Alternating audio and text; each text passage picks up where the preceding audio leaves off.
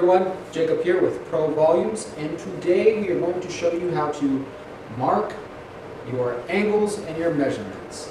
So we've got our plans over here for a volume, and this one's going to be the dagger volume, and instead of just printing out our plan, we just drew out our plan so it would be easily modified. And if you guys are interested in making volumes, we do have those plans online at ProVolumes.com, so you guys can go download the plans yourself. They are easily modifiable, so in the PDF version that we have, we actually made it smaller, and as far as that goes, it's just some simple mathematics, and you'll do that. And another thing, we've already went ahead and converted our measurements. The measurements are in a decimal form for the length, and we went ahead and put them into inches. So we went ahead and did that. And as far as making the angles and measurements and drawing them out, this is one of the most important parts, just because this is where you want to get that precision to make sure that when you are doing the cutting and doing everything, like piecing it together, that precision with the measurements is going to make everything come together and fit right. So we do have some tools here. We have a square, we have a carpenter's pencil, we have a tape measure, an eraser for mistakes, a graphite pencil. And with this graphite pencil, it is sharpened to a nice fine point.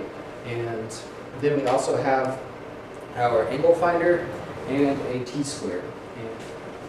What we have on the table is a Baltic birch piece. Normally it comes in 5x5, but we've went ahead and cut it down already and used it to make other volumes. So this is a more sizable piece instead of using that whole 5x5 on our table.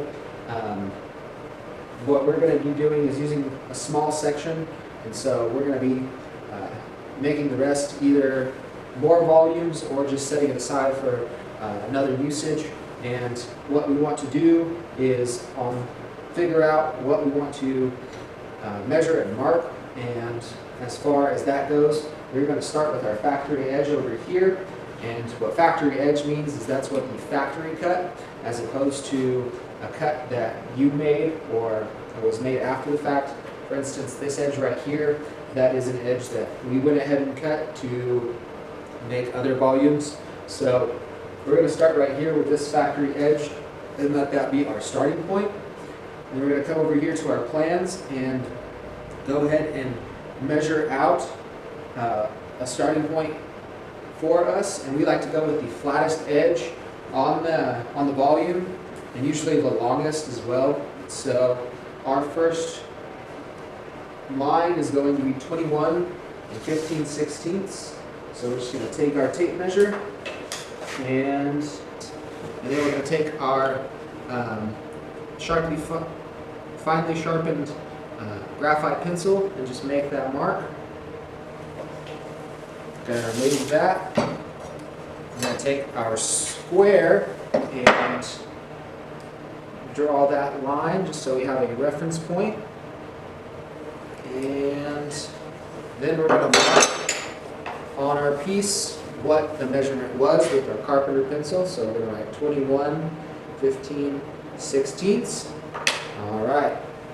Next, what we're going to do is use that base to find our angle.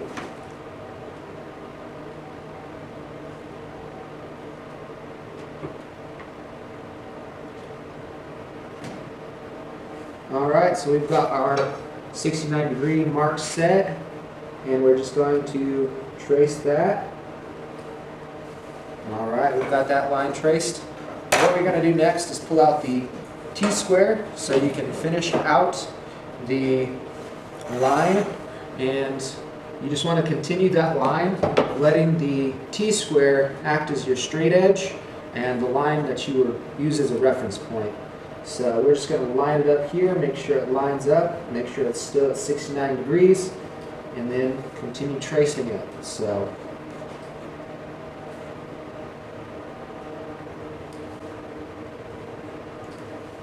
all right, and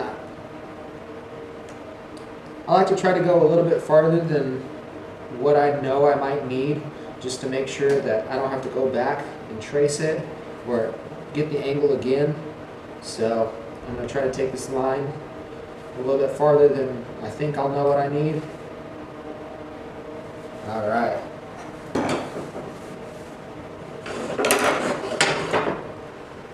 So with that angle found, what we want to do next is measure our line to make sure that we have that reference point, and we know that we're at the right length.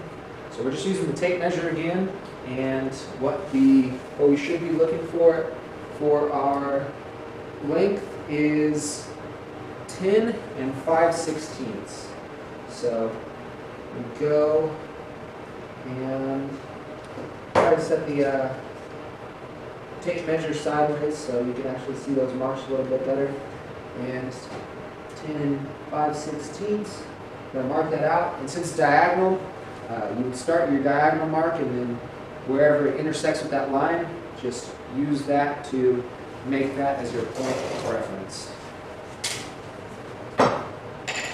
What you want to go ahead and do next is start on the opposite side that you just started from. And since we started over here to find our angle, we're next going to find this angle here, and it should be 27.9. So we went ahead and drew that out and measured it to make sure it is the right length. And then what we want to do is check the angle that they meet and make sure it is what it needs to be. So we are going to go ahead and check that right now. And we are looking for 83.2. So we're going to set our piece to 83.2 and see if those lines match up. All right, and those two lines that we drew look pretty solid. So it looks like they line up at 83.2, and so we are good there to now mark that angle. So we've marked everything else, and got 83.2, 27.9. We have the lengths drawn out, and what we're going to go ahead and do next is go ahead and draw the rest of the patterns using the same principle.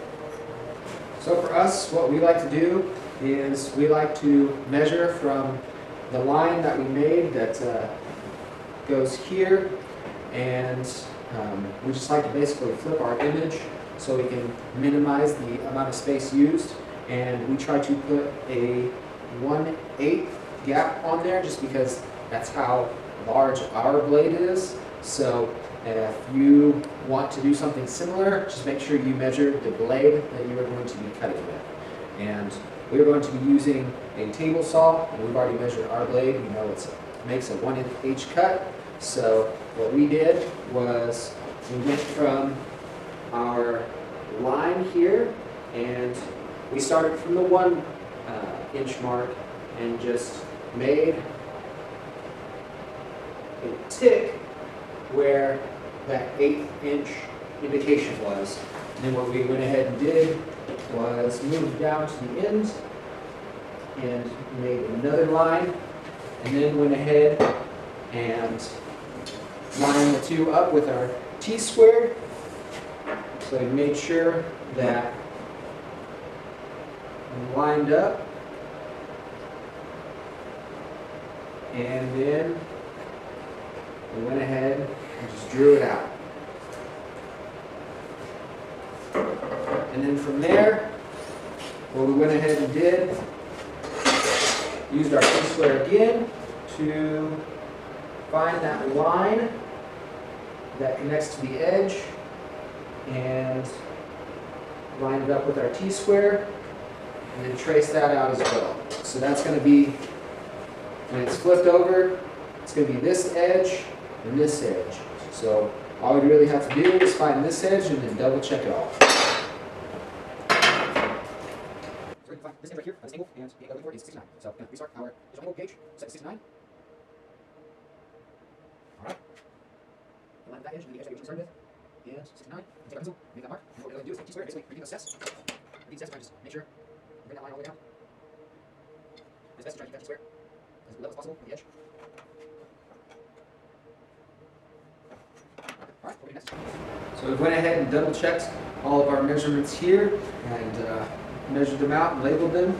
And what we're going to do next is go ahead and put our third and final piece. So this is a 3-piece volume, and we are going to see if we can fit it here. If not, we're just going to fit it here, and then what we'll be doing next is cutting them out.